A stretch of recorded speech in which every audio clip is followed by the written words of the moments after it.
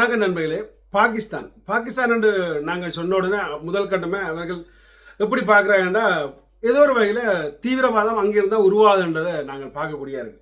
ஆனால் அந்த நாட்டில் இன்றைக்கு ஞாயிற்றுக்கிழமை 24/5/2026 இன்று குண்டு வைக்கப்பட்டுள்ளது.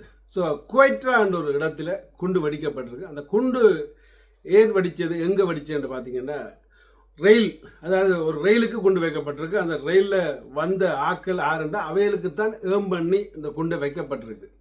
அதாவது கிட்டத்தட்ட முதல் குறைவாக இருந்தாலும் இப்போ 30 பேர் இறந்திருக்கிறார்கள்.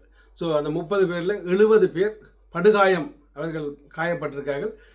இது யார் இவர்கள், ஏன் இவர்களுக்கு எதிராக குண்டு வைக்கப்பட்டு பார்த்தால் இவர்கள் பாகிஸ்தான் நாட்டு பாதுகாப்பு படையினரும் அவர்களுடைய குடும்பமும் தான் இந்த ரயிலில் பயணித்திருக்கின்றார்கள்.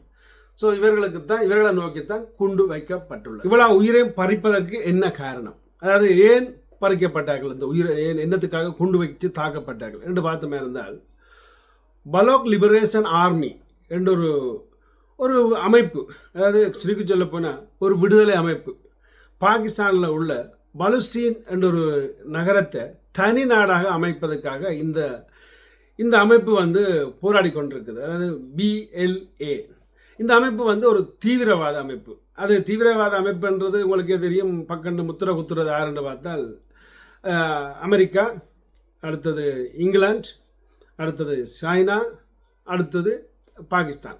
இந்த நாடுகள் இவர்களை ஒரு பயங்கரவாத அமைப்பாக முத்திர குத்தி வச்சிருக்கிறார்கள். ஸோ இவர்கள் அந்த தங்களுக்கு அந்த நாடு வேணுமென்றதுக்காக இவர்கள் ரயில் தாக்குதல் செய்திருக்கார்கள். அடுத்தது சைனா கொம்பனியல், அந்த கொம்பனியிலோ சைனா சம்பந்தப்பட்ட விடயங்களுக்கெல்லாம் அழிவை உண்டாக்குறது, இதெல்லாம் இவருடைய வேலை. இவர்கள் ஏற்கனவே 2005ஆம் ஆண்டும் பல தாக்குதலை செய்திருக்கார்கள். இவர்கள் உருவெடுத்த ஆண்டு பார்த்தீங்களா இருந்தால் 2000 ஆண்டு தான் இவர்கள் பாகிஸ்தானில் உருவெடுத்திருக்கின்றார்கள். ஸோ என்ன இருந்தாலும் பாகிஸ்தானில் இப்படி ஒரு பிரிவினவாத இயக்கம் அங்கேயும் இருக்குது என்றதை அறியக்கூடியதாக இருக்குது. ஸோ உங்களுக்கு அதை பற்றியான கருத்துக்கள் மேலும் தெரிஞ்சால் கீழே எழுதுங்க. நன்றி, வணக்கம்.